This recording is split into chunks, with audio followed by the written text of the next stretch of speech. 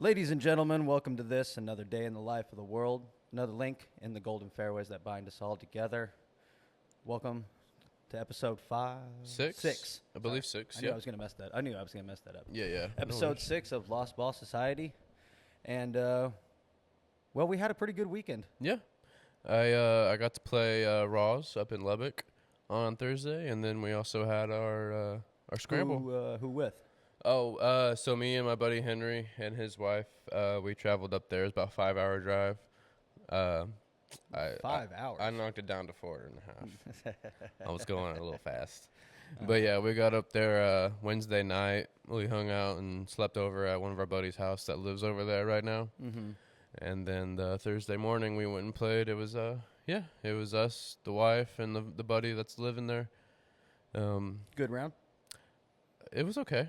I challenged myself. It's a tough course. It's a slope of like a 140, 143, I believe. From the red tee box. From So the red tee box. one away from the tips.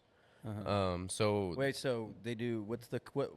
How did they do the colors or the tee boxes? Because traditionally it's red, then silver, then white, blue or white, blue, right? I'm kind of going off of like Iron Horse. A five tee box course. Because Iron Horse has a 5 tee box setup, and that goes red, silver, white, blue, green, And then black. and then black.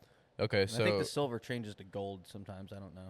I can't remember the first. I believe the front was gold, then blue, and then red, and then black. And I think it's because it's Texas Tech, so they kind of put their their colors into it. They're going along with the colors. Yeah. So I played from what would be the blue, but they call it the red. So just one tee box away from the tips, which we looked it up, and it's about 6,500 yards. Which is equivalent to playing from the tips at Glen in Tennyson. Really? Yeah. So Okay. essentially, I was So playing essentially, you played from the tips at Glen, at the Glen course. with a higher slope. So Glen's is more average. Yeah. Well, no, I can't remember. I think it's not as hard. It's not a 143. I can tell you that. Yeah. So I played from the Reds. Tough course. And then the people I was playing against played from a tee box up, and then the wife played from the front. I ended up with a 103. Yeah. I only had 3 blow up holes. I had 2 triples and then a 111. It was on 11, huh? It was on the hardest hole of the course. Do tell about the 11. Hardest hole in the course, handicap 1. Playing from the red, so I don't even know how far the fuck it was, but I know my second shot was long as hell, and it's par 4.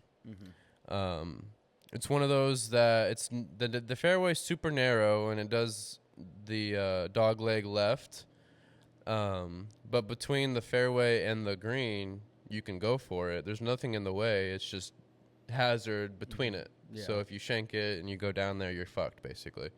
And that's exactly what happened. Hit the driver down the middle of the fairway. I still had 180 left up the hill. Yeah. And I shanked my hybrid into the shit. No. And I decided to go for it. And it's super uphill. Still have about 100 yards left. Yeah. I completely whiffed it. Shanked it left of me. So I had the same shot, essentially, but a little closer. Yeah. I didn't go back and get a different club. So I sailed the green on the next shot. Luckily, I got it over. Sailed the green, though. And then my chip, and then I think this is where the handicap comes into play on this course, or the slope rating comes into play on this course. These greens are insanely fast and super hard to keep it on. So my next chip rolled off and went into the sand bunker on the other side. Ooh. So I got it out in one, ended up on the other side of the green. So I'm playing ping pong at this point with the back green. and forth with Right. Finally chip it on, and I'm just I'm checked out at this point, so I 3-putt. But didn't take any penalties, didn't lose any balls, but I whacked it a few times. So between that and my 2 triples, that's what got me over there. Otherwise, I would have been like in the 90s probably. Everything else was a bogey or par. No birdies, unfortunately. Henry, on the other hand, he was struggling for a little bit, but you get that one hole and you're locked in after, bro. Yeah. He drained a 30-footer for a birdie. And Really? what was crazy from my angle, it was downhill breaking right to left, and it hits this little dry patch on the green, and so it kicks it up just a little bit. So he rolls right over that little dry patch, bumps it up, smacks it into the pin, and it drops in. It's like, bro. He always is finding that kind of luck. He honestly. is a very lucky putter, lucky putter for sure. But he shot a good score considering the course. Obviously, he shot 100, I believe. But yeah, it was tough because the course itself was so long. Even my good drives, like if I hit it, I had a 300-yard drive with the wind on a par 5, and I overshot the green again. You had a 300-yard drive? Yeah, it was super windy, bro. Like we went through the elements out there. I'll tell you what. That's in Lubbock, right? Yeah, it's very country-esque. Like we went through a dust storm, we went through a windstorm, and almost got rained on. There was a moment I was in the middle of the fairway. I was looking one way. I could see the dust in the air coming towards us. I looked to the right. You could see the rain clouds. And then you look even further right, and it's all sunny and pretty out. It's like you could just see everything. And then eventually the dust storm caught up to us, got all in our eyes and stuff. And then, like, our shoes are just covered in this red tint of dirt. Yeah. And then eventually it got super cloudy and cold and super windy. And that's when I hit my 300-yard drive. Ah, okay. Yeah. Wind behind you and everything. Exactly, yeah. Which was crazy. How hard was the wind blowing? 20 plus. In that moment, 20 plus. It calmed down to about 10, 15 here or there. But it was windy regardless. We were hitting into the wind. All of it. There's not a whole lot you can do with that other than play the wind. So even though I shot a 103, 103, I was still out driving them from my tee box. You know, it's funny. So that felt good. Some of my best rounds have been in the wind, playing in the wind. And I notice for us, like Henry too, when we have a challenging shot, we play it better. It's weird. It's like an extra hurdle we have to get over, an extra thought we have to think about before we swing that makes us complete that swing. Because for some reason, when we're in the middle of the fairway, nothing to worry about, we fucking top it, shank it, chunk it, or something. But something goes wrong. We're in the rough. We got to get it over this tree or under the tree over this hill or something. I think that's it. I think that's it right there. It's because we're just trying to get over. Right. You know, it's not like I'm trying to get over and get onto the green. I'm not trying to, make this fantastic shot or anything or whatnot. Right. Like I'm going to make a full swing, and it's going to get over, whatever hazard or obstruction that I'm in right there. Right. And it always turns out to be a good shot with right. it. But the reason why our second shots don't work out. I mean, they used to not work out because we didn't know what we were doing. Right. But now that they're not working out, it's because we're very comfortable. Mm-hmm. Yeah. After you stripe a couple, right. especially even having a hot range session. Right. Yeah. Can't practice all those lies and stuff out there. And then of course there's 14 different things you have to remember in the swing. Right. And we're just leaving out probably 4 or 5 of them. Mm-hmm. Right. When in the middle of the fairway. Right. Because there's really unless you dead shank it to the right or hook it to the left, it's just gonna fall short or top and roll right in front of you. Right. Because it's always the second. It's really always this. Now it's the second shot. Truly. It's really the. Don't get me wrong. The driving. Hit or miss is in a hit or miss place. I could go the whole front 9 striping, and then it'll change, and vice versa. Yeah. And, but the second shot is where I will mess up. Right. Where I see all of us mess up is from there. Yeah. I was doing a practice round with Henry at Bear Creek, and I had it in the middle of the fairway. And I was like, see, I'm going to mess this up, so I'm just going to tell myself there's a tree in my way, and I'm just going to focus on getting over the tree. And right towards the pin, well over the green. So that's my curse right now, I think, is like I got so used to my yardages Yeah. But I'm hitting them better now, like flusher and stronger and stuff like that. That I'm overhitting a lot of my swings. I have no idea. I really have no idea. We really need to go what to it is. Well, the Arlington Center. I'm not honestly. I'm not consistent enough. Right. I'm just not consistent enough to be able to obtain yardages or anything that's like. I know what I know how far each club has. I've gotten it. Yeah. You know, but like now that because my swing is becoming more structured and I'm making better contact week in and week out, now those are starting to change. Yeah. And you know, it's like it's a 150 shot. Yeah. Is it my 7-iron? It can be my 7-iron. It just depends on how you're playing. Just depends on how we're swinging it. Yeah, that's exactly what I go through. And then it's like, okay, I'm not swinging it that well, so maybe a 7-iron for the shot. And then I end up hitting it flush. And it goes. And it goes. Yeah. And it goes. It's like, but it's one of those problems. It's not necessarily a bad problem to have. No, I'm not mad at it. It's just where I'm at right now. Yeah, to fly the grain is not really that big. Is not that big of a deal. And it's the best miss to have. It's the best miss to take. Like, it depends on what's on the other side. Well, for your mental, it's the best miss in my opinion. True. It might not be the best miss for that shot to be in a good position, but if that's the miss I'm gonna have, I'm not gonna be mad at it. You know what I mean? I would take that over a shank or a chunk. All that means is less club. Exactly. I'll accept the wrong club choice.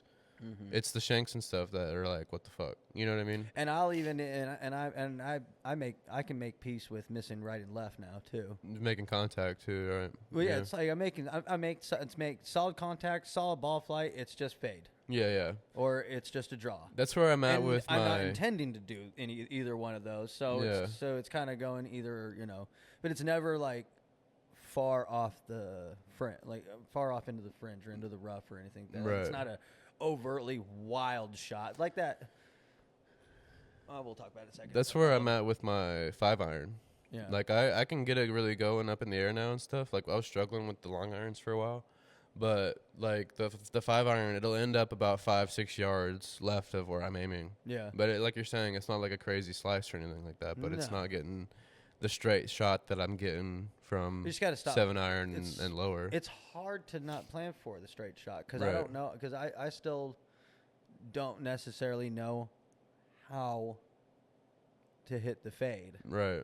You know, I know how to. I know how to make it go. Obviously, come over the top and do everything wrong with it. As far as putting a baby fade on anything or an intentional cut. Right. I still don't know how to do any of that, and I know it's all stance and this or that or what. I just haven't figured. I haven't been taught yet how I'm to do those. Right. I know it's, you know, with the draw, it's close. It's, you know, you have to close the stance, and that's the swing path of it, and club face to the target. Yeah. I swear, every time I do it, it never works out like that. See, I'm good at cutting my hybrid. That's what I was doing at the tournament with my hybrid whenever it was like in between distances. But with it could be our equipment, because it might not, like if we have high cavity forgiving clubs and stuff, you lack workability.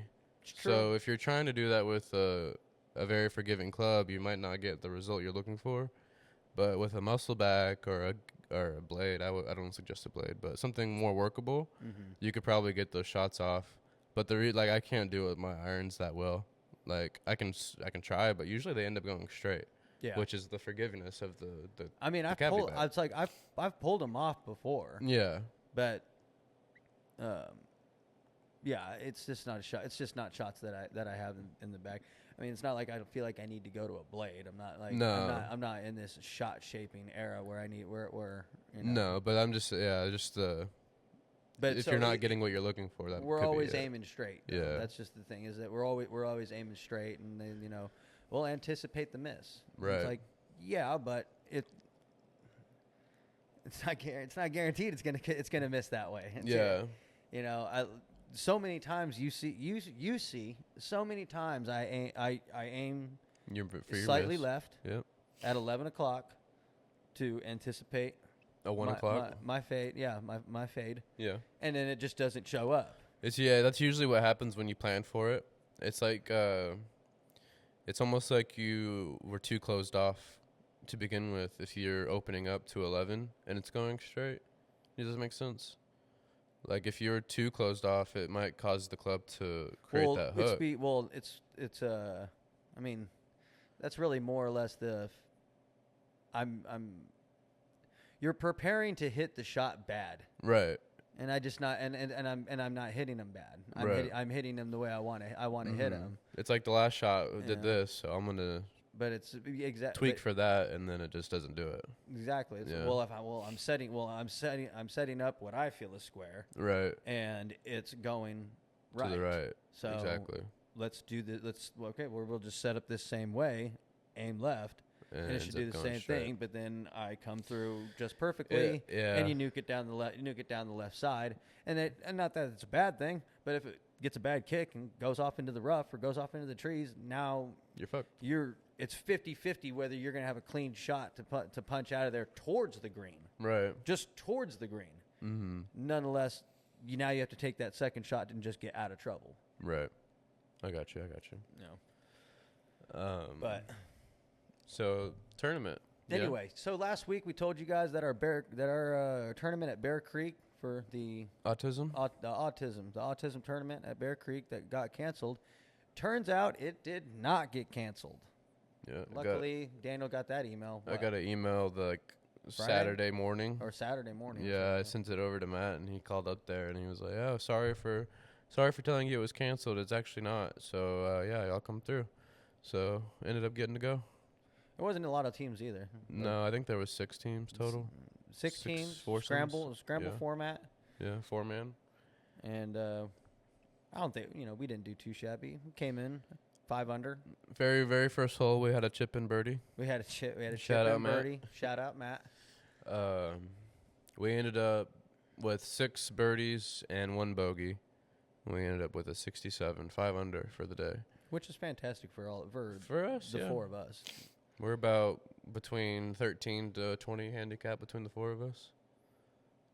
Fair. Yeah, Matt's 13. It's true. Henry's about 20-something, 22, I think. Where do you, and you are? 19. 19. Yeah. Yes, we had a fantastic day. There was only 6 teams that signed up, which I guess is a minimum, or just enough for them to go ahead and run it. Yeah, what helps too is they didn't have to close the course down. They gave us a little spot. Yeah, but that bit us in the ass. Yeah, we caught up pretty fast. We took so we led the pack. We started off on hole 13. Yeah, and we led the pack, and we were flying.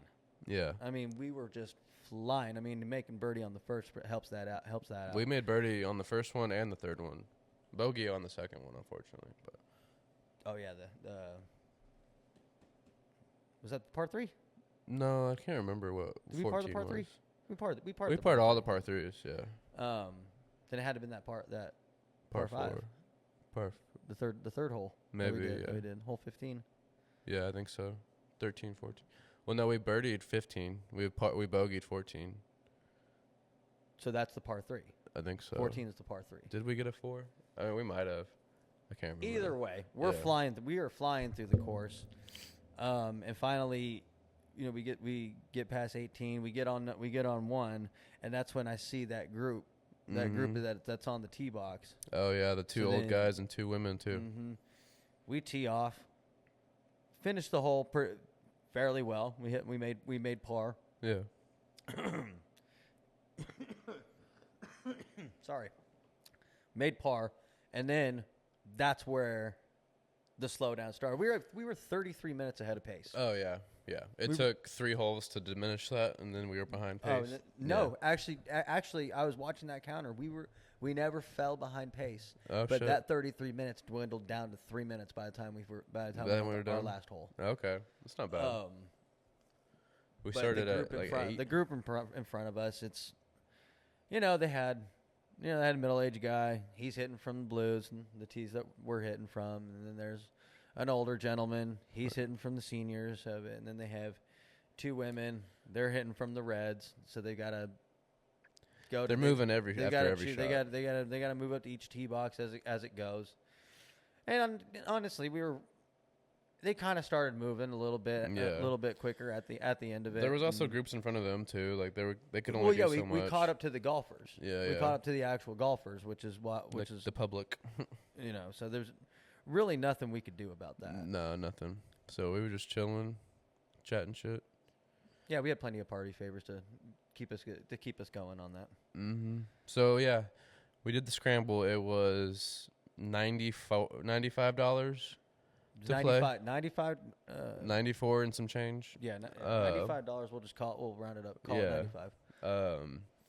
And they had all the carts lined up for us. We were like, okay, I guess we go load up. Mm-hmm. Turns out there's 4 sleeves of super soft Callaways. 2 sleeves a person. 2 sleeves each. Callaway super soft. So it those run about $7 here at Westdale.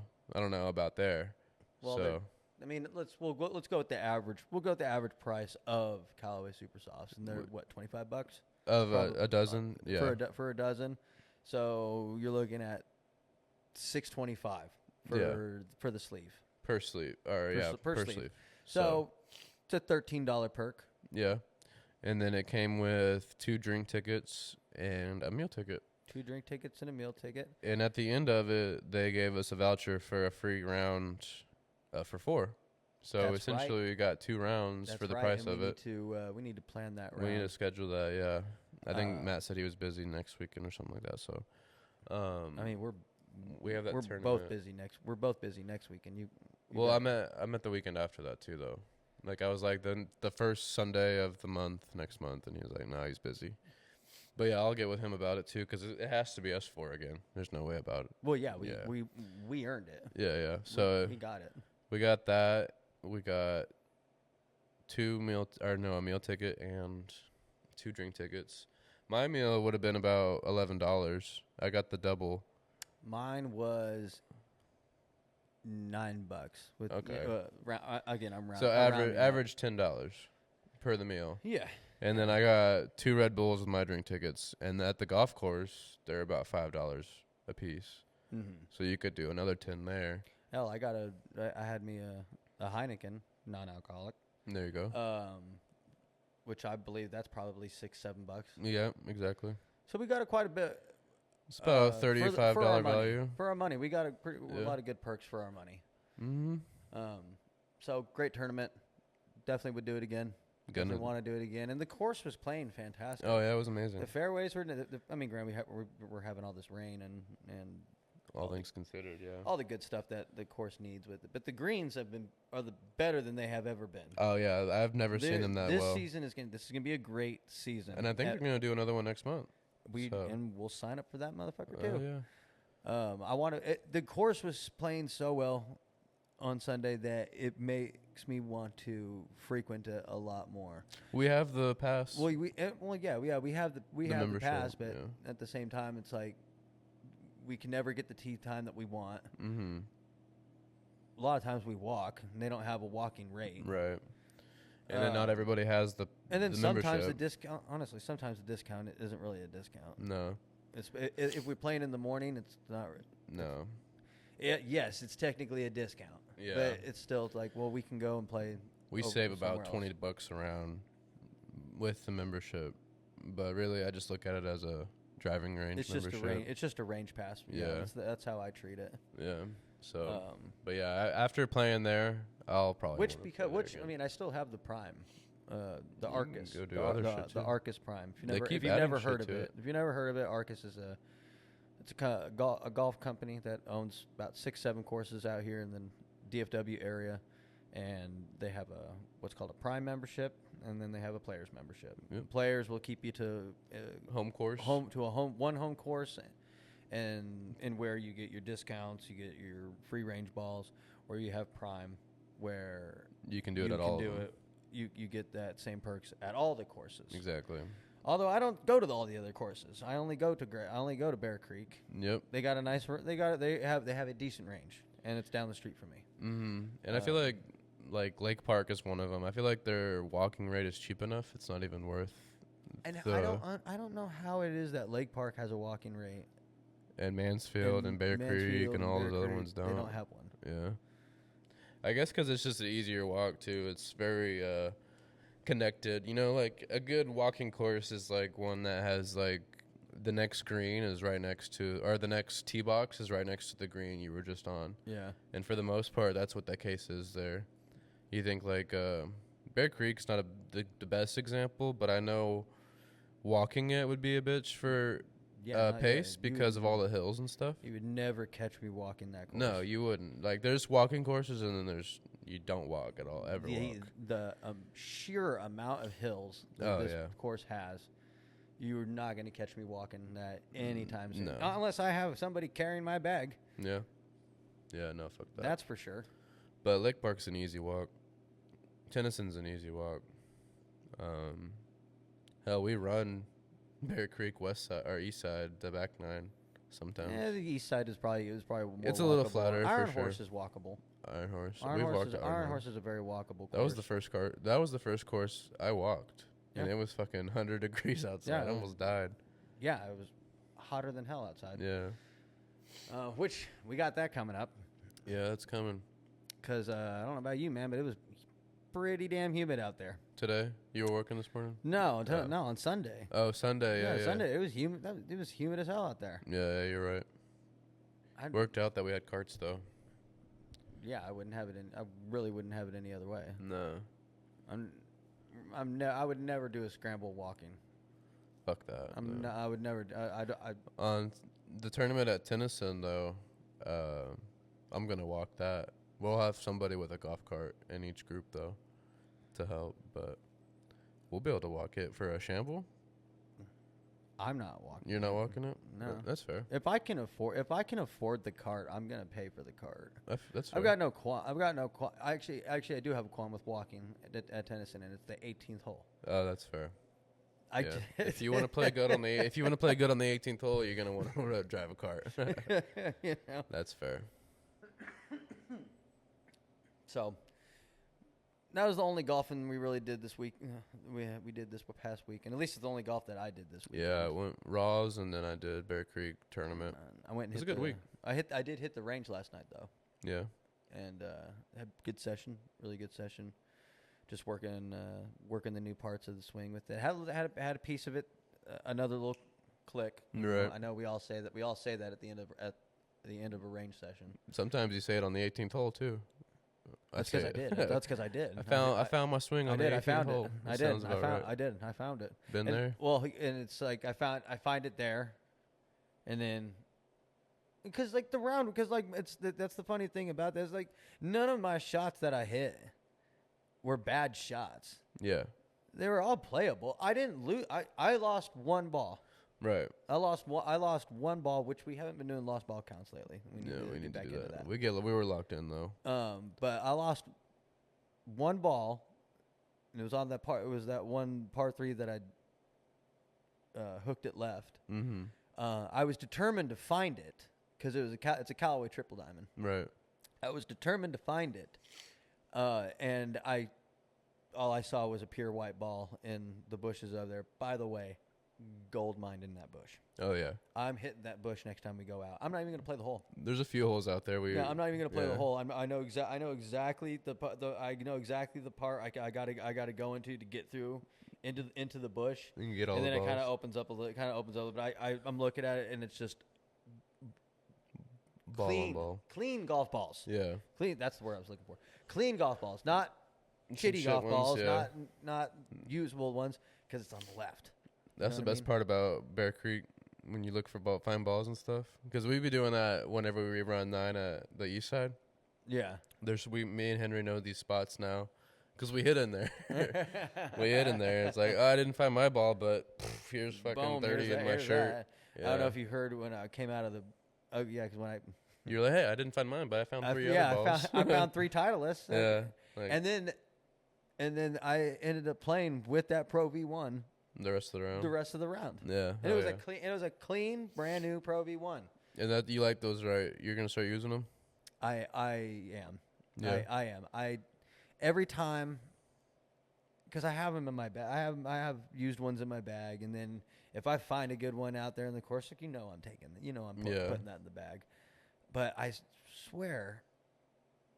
So I usually will buy a premium ball, or if I do, I buy a premium ball, and then I take one sleeve with me out to the course. Right. And if I lose those 3, well, You're then done. now we're going into the reserves, the shit balls. Yeah. And when that happens, I'll go grab me a Pro V, Pro V1 out, and I don't know if it's my mentality, if it shifts a certain way with it. Yeah. But I play well with that ball. Yeah. This amount of spin that I put on this thing, I'm not used to that. Yeah. When chipping, I don't really know the result of on the good iron strikes of it, other than that it stayed on the green. But as far as chipping goes, like, I kind of have to pump it a little close to the flag because it's checking so well. Right. And it just flies. It flies great. Now, obviously, the swing's good. The swing is good. That's why it's flying great. But it's just I'm getting better distances. Better distances off the tee. It's just an all around great ball. It's just an all around good golf ball. Yeah. That and the Callaway Triple Diamond. I kind of now the Callaway Triple Diamond. I only buy those at Bear Creek because we have that discount. Oh yeah, they do have discounts for stuff like that. So when I go for my premiums, when I go for the premium, balls, which I try to do maybe once a month. Yeah. Once a month, I go and I get myself those balls, right? Right. And we'll do, like I said, one sleeve of them. Sometimes I'll go one sleeve each round, or I'll do just one sleeve a week. Yeah. So it's like it's the end of the week. We're going out to play. I've got me a new thing of balls. I'll take one sleeve and then kind of try to go the weekend with just that sleeve. Yeah. And again, if I lose them, and then I got to go back to the chip balls with it. But it kind of just it helps me justify to myself spending the money on them. It spreads them out, yeah. I would never recommend anybody at our skill level buying those to strictly use those. Yeah. Like, I can admit defeat. Yeah. I know. And it's I don't like admitting defeat, but I can admit defeat and be in the fact of like, well, I already lost 3, and I'm not trying to lose 3 more. Yeah, it's like the kind of round you're having by that point. So it's like, why go through more of them? Exactly. Like I just lost 3 brand new Pro V1s. I'm not hitting the ball well today at all. But then I grab a shitty Pro V1 out of the bag. Lo and behold, look at that. We're striping it. We're putting great. Yeah. I'm doing the same kind of vibe right now, but with Bridgestone E12s. Oh, okay. I'll grab a pack of those, and they supposedly have better spin control. So my drivers, I use those for my drivers. Did you say the E12 or the E12? Yeah. E12. That's my dad plays those balls. Yeah. So I love them. I can tell a very big difference between the E6 Soft and the E12s off the tee box. Now everything else, maybe not so much. Yeah. But for the tee box, I'm gonna hit a E12 if I can help it. Now, right now, all I have, because they don't order they order shit balls here. All I have are matted. So when I get to the green, I switch it out for an E6 immediately, because the putting with matted balls, if you don't know, they don't go as far. No, I can't. They don't roll as hard. I can't stand matted balls. They get caught up. They catch more. I don't even hit them off the tee. I don't like them. Yeah. They don't fly well. I like them off the tee. Like, I would love a white one more off of a tee, or a non-matted one off the tee better. Yeah. But off the tee, I can't really tell the matted much different. It still goes straighter than my E6 white ball. So less spin. Exactly. Yeah. So that's what I'm working with right now. And the same thing, I just take a sleeve with me. If I lose it, then I still have my E6s and my shit balls to go through. But yeah. Well, since we're talking about our desired golf ball. Yeah. Let's go ahead and tell the audience what's in our bag. Yeah. So I mean, I know, but let's tell the audience. What driver are you working with? Right now, I'm working with a Titleist 915. Okay. Got it from Dad for Christmas, and it is the first round I played with it is when I shot that 82. Yeah. It was and that was on a windy day. And that was the driver that Matt was using That's the driver Matt was using on Sunday. And the second, and I've been wanting to let him use that driver. I've been wanting to let him use that driver for, I'm not gonna say since I've had it, but since he's been struggling with his driver. Yeah. I'm thinking because he says that shaft on his driver, I think it's a Callaway X Hot, an old one, but it says it's an extra stiff, and it's like, well, look. One company's extra stiff is another company's regular. It's different. The things change up. But so, Titleist 915 with a stiff shaft. Right. Standard grip, nothing special. What about your woods? Woods are it is a Titleist 910 3-wood. Titleist. That's the only wood that I have.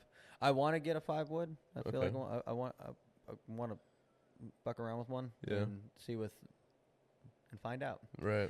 And then I have Callaway X20 4 through 8. 3 through 8. Okay. 4 through 8. My 9-iron is an AP1 Titleist, and that's purely because I'm just experimenting. Yeah, you don't have a 9-iron with your set anymore. It's that 9-iron I got from the clubhouse. Okay. That nobody had been claimed, and it's been there for months and months and months on end. Yeah. It had a slightly bent. It was slightly bent at the hosel. Yeah. So I went and slapped a new shaft in it and been gaming it. Since. And I have everything. I have my good hits and bad hits with it. Yeah. But it's a pretty fine club. Okay. My wedges, I have a 46 degree for my pitching wedge, and again that was another experiment. Found $40 on Marketplace. It's an SM8. Okay. Volky. So it's a couple models ago, but the grooves are fresh on it. Mm-hmm. It was a great find. It was a great find, and I am a slut for a good find on Facebook Marketplace. So I got the 46 degree for my pitching wedge, and then Dad gave me a 52, along with the driver and the 3-wood. He gave me a 52. Still, I don't know why he was getting rid of it, or I don't know why he upgraded. The grooves are still fresh. Yeah, works for you though. But either way, it's in my bag now. I'm gaming it and loving it. Yeah. Like all wedges, we have our disagreements. But then, have also a 56. Okay. SM8. I'm all about the Vokies with the wedges. Oh, I'm going Vokie. I'm all about the Vokies with the wedges. Yeah, for sure. And then for my putter, I'm gaming a Odyssey 2-ball. Again, given from Dad. That I plan on. I really honestly don't plan on switching anything else. I really don't need to. I was going to ask you, what's your next upgrade / purchase when it comes to clubs? It's definitely going to be the 5-wood. Well, the 5-wood is that's maybe we'll see what comes across, and if I find a good deal with one. I really want to do irons. A new iron set. I really want to do. I'll just lump them in together. I really want to do irons and wedges. Okay. Just so I can get a fresh set of wedges. You haven't bought a new set yet. You've all hand-me-down used. All used stuff. Used stuff. Thrift stores, Marketplace.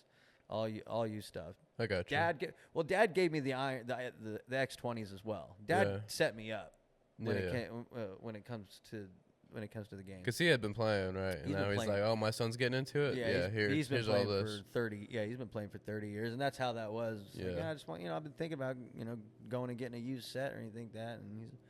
Well, you want my old set? Yeah. They're fitted to me, but you're not much taller than me. They'll fit you just fine. Send them on over, man. Let's get it going. Okay. And then in those that that arsenal is kept inside of a Sunday Golf Storm Rider. There you go. Brand new. Bag. Well, technically used, but brand new to me. The bag itself is 4.9 pounds. Let's call it 5. It's 5 pounds. It's got great shoulder straps. Walkability. It's got a smell-proof pouch. Hey. And a cooler, right? And it's got a little frosty pack that can they call it frosty pocket. That'll hold 4 cans. Okay. So I can still bring my my non-alcoholics to the course because the courses don't always have it. Mm-hmm. They don't always. Not all of them sell non-alcoholics. They don't always sell non-alcoholics, and we need to start bringing that back around. Yeah, and golf I know I'm only saying that because I'm sober now, but yeah.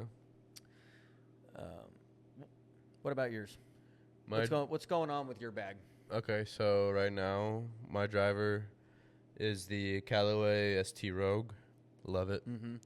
How long you been? How long? Got it on a discount. I've had it for about 2 years now. I was about to say, have you had that from when you started playing? Not when I first started. I was doing I had like a Nike driver, bro, like some old ass Nike set.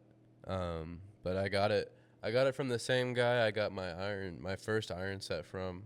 My Ping Raptures. Oh. My Rapture V2. So he gave me iron set, a bag for like $100. Came with a nice Callaway white bag. I'm still using it. Yeah. Nothing wrong with it. And then he gave me, it was a Ping voucher. I can't think of the name. V2s. They were old from 09. Yeah. Very big cavity back gas clubs. And then about a year ago today, actually, I bought the Tacomos. Fell for the Grant Horvat and Brian Bros. So the YouTube influencer bug got you on that? Yeah, it worked, and I love it. This is the shitty part about you being left-handed because I can't hit those. Yeah, and I found it's funny. I found a buddy. His name's Jacob as well. He has the right-handed set. That's right. Those are the ones I was swinging. I didn't hit it. Yeah, he'll be there again at Tennyson for my tournament. Yeah, but Rogue ST driver. And then I don't have any woods. All I have is a 3 hybrid, which is also a Rogue, Callaway Rogue. Love it. One of my favorite clubs now. That's the one. Yeah, that's the one you were hitting that fantastic. Oh yeah, Sunday. That par 4 I hit the green with. Oh dude, that was just beautiful. I don't think I had a bad shot with that club. No, honestly, the only time my bad shots was my driver towards the end. It's the cut. You have a great cut with that's that. What I was. That's what I'm talking about. Yeah, cut with that. And they were looking so pretty too, and then it just hit the side of it just missed. It's like it would level out and just stop. It's like no. Go a little more. I can't even be mad at it though. They were so pretty. You can't. So yeah, Tacoma irons, 4 through pitching wedge, all with new jumbo XL grips. Bryson grips is what they call them. Oh yeah. The driver and hybrid also have them. Got long ass fingers. And then I have a Velke. I can't remember the generation. I'm pretty sure it's the newest generation of them. 50 degree. Yeah, you have the new one. Yeah. Love it. My new favorite wedge. And then a 56 that it's a knockoff, I'm sure. I don't even remember the name of it. You don't even know the But I only use it to get out of sand traps, and it works. Yeah. Like, it's a good sand trap shot. Because it's got a good bounce on it. I think it's like a 10 bounce on the back. So I was about to say, I have my bounces are low. Yeah. Well, I think they're like 8 degrees. Yeah. I really I want to get a higher bounce. I was going to say. I want to get a higher bounce 56 for those days that we know we're going out into wet conditions. I was going to say, bounce, you need at least, I would recommend at least one decently bounced club for sand traps. There was a day me and Henry were out on the range, and we were having these little competitions like, y'all have, pick your target, this and that. We made us a little fairway for our driver. You got to keep it inside those little stakes. Yeah. And then we did a flop challenge. And I did my 56 degree to his 60 degree. And I won because of the bounce. Yeah. I was able to take it out and then open the face and get it perfect. So if you can get one of them shots down, like, even if it's not in the bunker, just around the green. Yeah. Like that's a shot to have in the bag. Well, flop shots along the green, you want a low bounce, especially if it's on a tight lie. If you're coming from a tight lie, yeah, that kind of thing of it. But the high bounce, I see what you mean for the sand. Yeah. But like for instance, the sand at Bear Creek, like the sand at Bear Creek, you don't want high bounce for that. So I think it just depends on, because I was getting them out. It depends on how far back you hit the ball too on those traps, because it's actually depending on how you hit the ball in general. Right. Sorry, I lost track there. But yeah, because my thing is, so with my 56 right now, I can get it out. Yeah. You know what I mean? I can get it out, and I can work with a tight lie, off the green and everything that. But it's when the ground is muddy. That's when you want that little pluck. Like if you get a little too fat, you're getting. Yes. Okay, so I remember we played Lake Park. Want a bigger bounce to move away. Yeah. More ground to get up underneath the ball. So I remember there was I can't remember what course we were playing at. I think it was Lake Park. I can't remember. But you were like, how are you doing that? Because we were playing in wet conditions, and I was getting my pop in, but you were chunking it, or you weren't able to get it up. Well, hey, I had to smack it harder because my catching the wet ground behind it. Even picking up the hosel going toe down, it was still catching. Yeah. So yeah, I want to get I want to get a 56 with a bigger bounce. For sure. And I think if I do, I really have to I have to count my clubs again and whatnot, because I know I have room for one more. I do too, yeah. Yeah. And which is gonna be my 3-wood. I don't need a 60-degree just yet. But at the same time, I want to get one because I'm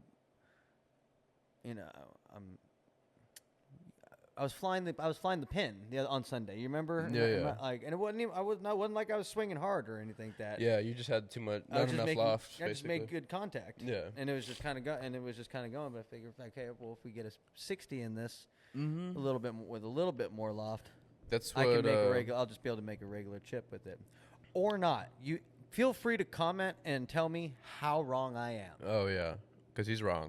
No, I'm just kidding. I heard Brad Dahlke. He had said something like, to get really good around the greens and stuff, you pick one club and just use that one. And that's my 56 right now. Yeah, his is the 60. Mm-hmm. Right now, mine's my pitching wedge, strictly because of the grip that I have on it. Yeah. I have my jumbo grip, so my hand, I feel more comfortable with it. But as soon as I get that grip on the 50 and the 56, I'm going to be using those more. I love my 56. Like the loft and the kind of shots that I can get with it. Yeah. So as soon as that's my next upgrade, I think too, is I'm gonna get the Vulky 56 next. Nice. Yeah. It's a great club. After my 3-wood, because the 3-wood I think is my gap between what I need on the fairway, like the 200-yard shot or like 220-yard shot that my hybrid can't get to sometimes. So I think the 3-wood is what my game is lacking. I have a 56. I can't get my 3-wood to save my friggin' life these days. If I get the same, I'm gonna get a Rogue. I love my hybrid Rogue. Yeah. So if I get the 3-wood Rogue, I think I'll be in good shape. Yeah, keep it consistent. It's like a little smaller of a head than I was used to before, compared to my 5-wood and 3-wood, and I was so scared at first. But then it's like it's the center of the face is so small, you have to make contact with that thing. Yeah. So as soon as you got that down, it was. Dude, it's my favorite club. I miss my Paradigm 3-wood. What happened to it? I sold it to Ian. Really? Okay, yeah, okay. He needed a 3-wood. Oh yeah, and makes sense. Needed some upgrades into the bag. Yeah. And I just shot 82, so I was on a high like no other. Like, oh yeah, dude, yeah, you want to shoot 82? Yeah, sure, yeah. We'll make it. We'll make a deal. We'll talk about it later on. It's no deal. But I do miss that Paradigm. I had some great shots with that. Paradigm's nice. I feel that the 915, the more I play with it, is just because that's the thing with the Paradigm. It had a sleeker head. Mm-hmm. And I feel like this has it's just a little bit bigger. Yeah. Just a little bit bigger, you know. Mm-hmm. So I mean, or I'm just not hitting it right. Yeah. So there's also because when I was playing Sky Creek 2 weeks ago on the 18th, striped it. Yeah. I'm talking striped it like 220. Okay. To get up to the green. Right. Had I put a draw on it, I probably would have ended up on the green. Right. In 2. Great shot. So yeah, as far as woods go, I'd really like to just maybe focus on getting my irons up to those ranges. Yeah. Yeah, that's what I'm working on right now too, because I'd like the 3-wood to be a 250 plus club. When I had my old set, I didn't have a 5-wood or a 6, or no, I didn't have a 5-iron or a 6-iron. Mm-hmm. So I was having to makeshift those distances with my 5-wood or my 3-wood. Mm-hmm. And I think that's what made me get so good with my hybrid now. It's like I'm more comfortable with my hybrid than I am my 5-iron. Mm-hmm. But I'm getting the 5-iron down as far as like yardages go. It just has a little draw to it. But I was going to ask you, between driver, woods, long irons being 6 and 5-iron, and then 7-iron down to your 8, I guess, because you don't have a 9. And then to your... I do have a 9. It's just not the same. Oh, okay, yeah. So down to your shorter wedges, or shorter irons, and then to your wedges. Are your swings... How different are your swings when you go down those? So the swing is the golf swing in general is a chip. And everything is just a variation of the chip. Okay. So essentially, the club just gets longer. Yeah. So I do everything the same way. I do everything the same way. Okay. It's just now the ball's a little bit further from me. Mm-hmm. Maybe it's a little bit further up in the stance. Right. But other than that, the setup's the same. The setup is the same. The swing is the same. Even with the driver. Yeah. I just know that I'm hitting up. Right. And not down. I got you. You know, just those minor tweaks. It makes it a lot easier. Yeah. To learn to learn the swing because it's not changing. You're not changing it. Now the wedges are a little different because of the way because of what you're looking for in the swing. Too, yeah. Not really what you're looking for, but just the way the lie angle is. Yeah. You know, you can't necessarily come down with the same swing plane. Mm-hmm. A wedge is more of a steeper. Right. Still coming from the inside. Right. You still come from the inside, but you're going to come in a little bit steeper because it's a shorter club. Right. And exactly, you're trying to come in and get it up in the air, shoot it up there. Yeah. Again, if I'm wrong, feel free to comment and tell me where I'm wrong at. Tell me where I'm wrong at. Also, let us know. Learning. Let us know what's in your bag. What are you rocking right now? Yeah, we want to. Yeah, we want to know. Tell us your handicap. Tell us what you're rocking. Tell us what you're hitting. Yeah, what balls you're using. Tell us your farthest shot. Yeah. Tell us your greatest scramble.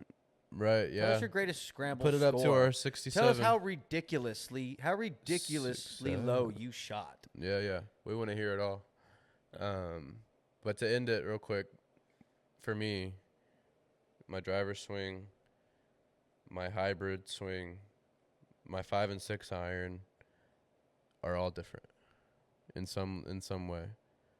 Yeah, my grip on my driver specifically is much different, and then just the swing in general.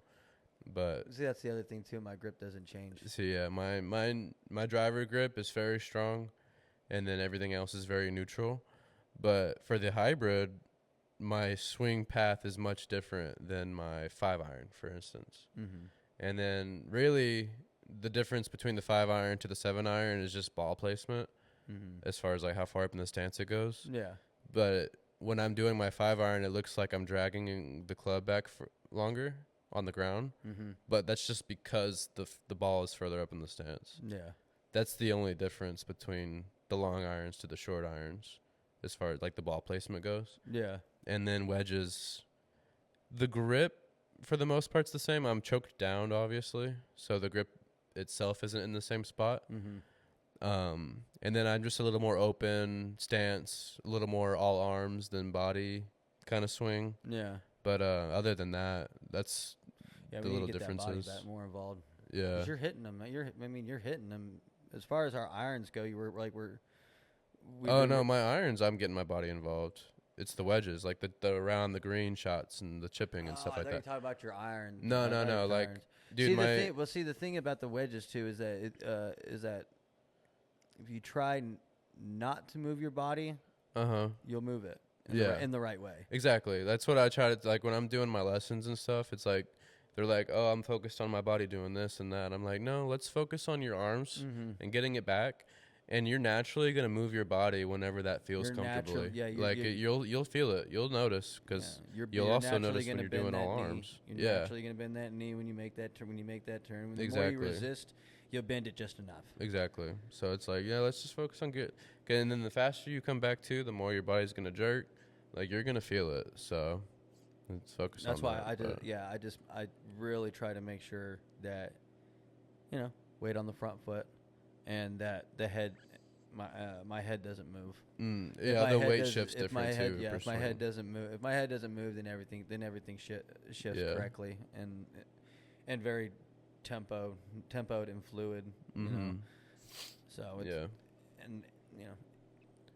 if I hit behind, if I chunk it, I just didn't have my weight in the right spot. Right. That's essentially what it is. Yeah. I notice my club hits the ground first too if I do push in too hard. It's like pushing it into hitting the ground first. Yeah. When you shift your weight too soon or something. Yeah. Well, it's when the weight shifted back. And it never shifted back forward. Not back forward. Yeah. And then when you're doing wedges, the weight's never really supposed to come off the front foot. Yeah. Because it's not a full swing. That reminds Anytime me. that weight should be on your front through impact on every shot. Yeah. Now, that's what. But now, if you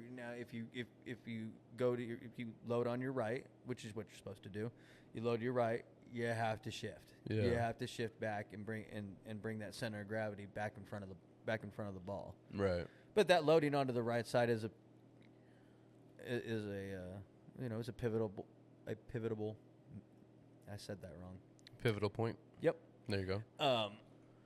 Where you can gather the power. Yeah, that's what that reminds me. Whenever Grant played Ty from Dude Perfect, he was shifting Ty was shifting his weight on his irons and his driver, and he was hitting them flush.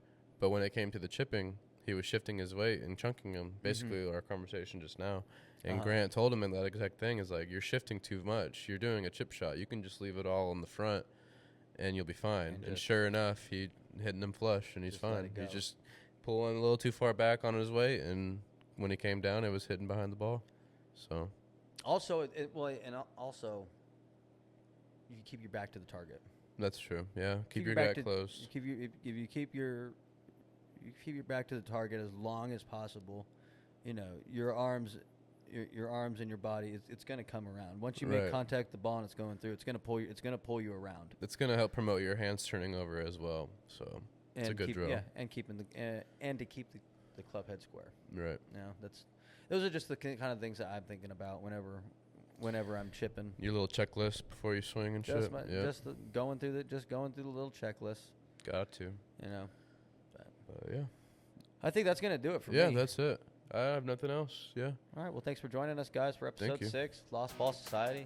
Make sure to like, follow, comment. Yeah. Again, let us know what's in your bag. Let us know your best shots. How far you hit that 7. Where you like playing. Yeah. We'll check them out. All right. Thanks, guys. Thank you.